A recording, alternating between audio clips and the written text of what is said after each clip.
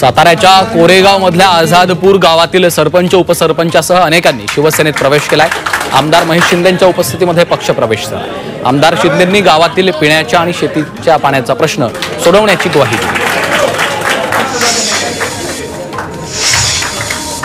काँग्रेस प्रदेशाध्यक्ष हर्षवर्धन सपकाळ ॲक्शन मोडवर आले। महाराष्ट्र प्रदेश काँग्रेस कमिटीतील सर्व सेल बरखास्त केले जाणार आहेत। सेल बरखास्तीच्या निर्णयाला दिल्लीमधून हिरवा कंदील देण्यात आलाय। लवकरच नव्यानं नेमणूक प्रक्रिया सुरू केली जाणार आहे।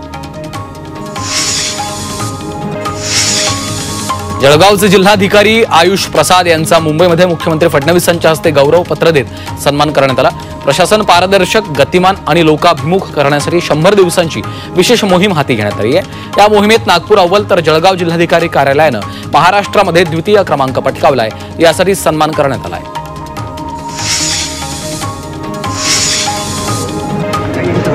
भाजप नेते गणेश नाईकांनी आज नवी मुंबईमध्ये दुसऱ्यांदा जनता दरबार घेतला। यावेळी ठाकरे पक्षाचे जिल्हाध्यक्ष विठ्ठल मोरे यांनी गणेश नाईकांची भेट घेतली। दरम्यान वैयक्तिक कामानिमित्त भेट घेतल्याची माहिती त्यांनी दिली आहे। काँग्रेसचे आमदार साजिद खान पठाण यांना कोर्टामध्ये स्पष्टीकरण देण्यासाठी 4 आठवड्यांची मुदत देण्यात आली आहे। पश्चिम मतदारसंघात 38,000 मतदारांनी दुबार मतदान केल्याचा संशय भाजपचे उमेदवार विजय अग्रवाल यांनी व्यक्त केला होता। त्या संदर्भात साजिद खान पठाण यांच्याकडून कोर्टाने स्पष्टीकरण देण्याचे आदेश दिले। सातारा नगरपालिकेचा आर्थिक वर्षासाठी 642 कोटी 95 लाखांचा अर्थसंकल्प मंजूर झालाय। पर्यावरण समतोलासाठी 2025 पर्यंत शहरात किमान 50 उद्यानांचं उद्दिष्ट निश्चित केलं। तर महिला, बालकल्याण आणि दिव्यांग कल्याणकारी योजनांसाठी 56 लाख रुपयांची तरतूद केली आहे।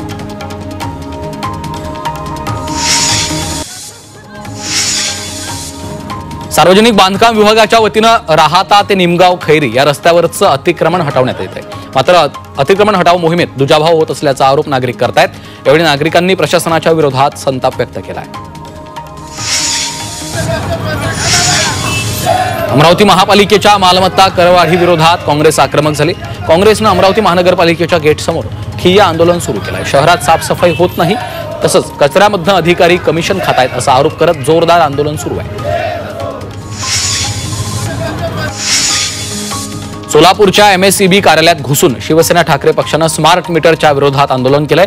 ज्यांच्या घरात स्मार्ट मीटर बसवण्यात आलं त्यांना तिप्पट चौपट बिल येत असल्याची तक्रार यावेळी करण्यात आली। दरम्यान स्मार्ट मीटर त्वरित बंद करा अशी मागणी केली आहे।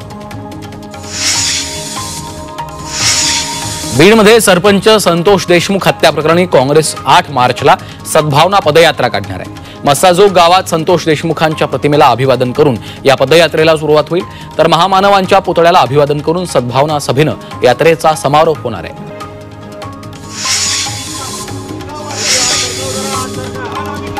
ठाण्यात संजय राऊतांविरोधात युवासेना आक्रमक झालेली आहे। ठाण्यातल्या आनंद आश्रमाच्या बाहेर राऊतांविरोधात घोषणाबाजी करण्यात आली। नीलम गोऱ्हेंविरोधात केलेल्या वक्तव्याचाही निषेध केला। संजय राऊत यांच्या विरोधात आनंद आश्रमाच्या बाहेर आंदोलन करण्यात आलं।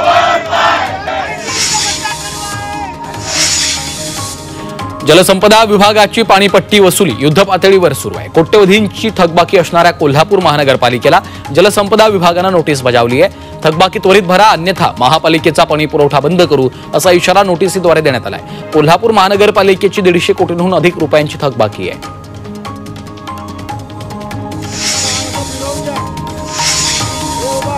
ठाणे मुंब्रा खाडी परिसरात वाळू माफियांवर ठाणे महसूल विभागानं मोठी कारवाई केली आहे। अवैध रेती उपसा करणाऱ्या 2 बोटींवर कारवाई करत 15 लाखांचा मुद्देमाल नष्ट केला।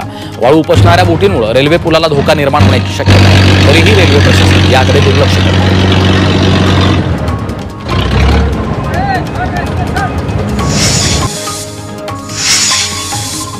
हिंगोलीच्या उपविभागीय अधिकाऱ्यांनी वाळू माफियांवर कारवाईची मोहीम सुरू केली आहे। ब्रह्मवाडी परिसरात पूर्णा नदीतून अवैध वाळू उपसा करणाऱ्या बोटींवर कारवाई करत साहित्य नष्ट केलं।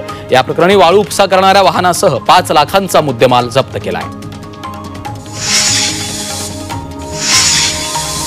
मुंबईत सॉफ्टवेअर कंपनीची यंत्रणा हॅक करून डेटा नष्ट केल्याप्रकरणी पोलिसांनी 3 अटक केली आहे। पोलिसांनी आरोपींकडून अनेक मोबाईल फोन आणि मॅकबुक जप्त केले। या सर्व आरोपींनी ते काम करत असलेल्या कंपनीचा डेटाबेस हॅक केला होता। यामध्ये तब्बल 1.5 कोटींची उलाढाल झाल्याची माहिती पोलिसांनी दिली आहे।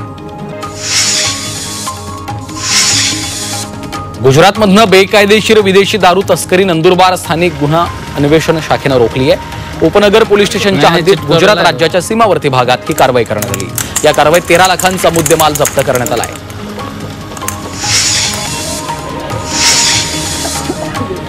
वाशिम शहरात एका 7 वर्षीय चिमुकलीवर 20 वर्षीय तरुणाकडून लैंगिक अत्याचार करण्याचा प्रयत्न झाल्याची धक्कादायक घटना घडली आहे। पीडित मुलीच्या आईच्या फिर्यादीवरून पोलिसांनी आरोपींविरुद्ध गुन्हा दाखल करत आरोपीला तत्काळ अटक केली आहे। आरोपीला 1 मार्च पर्यंत पोलीस कोठडी सुनावण्यात आली आहे। पिंपरी चिंचवडमध्ये मॉर्निंग वॉकला गेलेल्या नागरिकांना लुटणाऱ्या टोळीला पोलिसांनी बेड्या ठोकल्यात। या चोरट्यांनी दिघी आणि आळंदीत पहाटेच्या सुमारास धारदार शस्त्राचा धाक दाखवून नागरिकांना लुटलं होतं। या आरोपींकडून 12 जबरी चोरी आणि 1 बाईक चोरीचा गुन्हा उघडकीस आलाय। इंदापूरच्या धारदार शस्त्रानं एकाची हत्या केली आहे। इंदापूरच्या निमसाखर परिसरातली घटना घडली आहे। या प्रकरणी पोलिसात 8 जणांवर गुन्हा दाखल करण्यात आला असून पोलिसांनी एकाला अटक केली आहे, तर उर्वरित 7 जणांचा शोध सुरू आहे।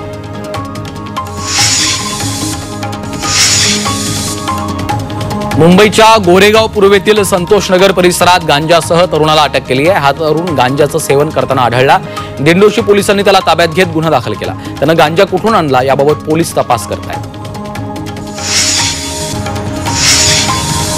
लातूरच्या औराद शहाजनीमध्ये 8 वर्षीय चिमुरडीवर अत्याचार केल्याची घटना घडली आहे। 32 वर्षीय तरुणानं मुलीवर बलात्कार केल्याचं समोर आलं।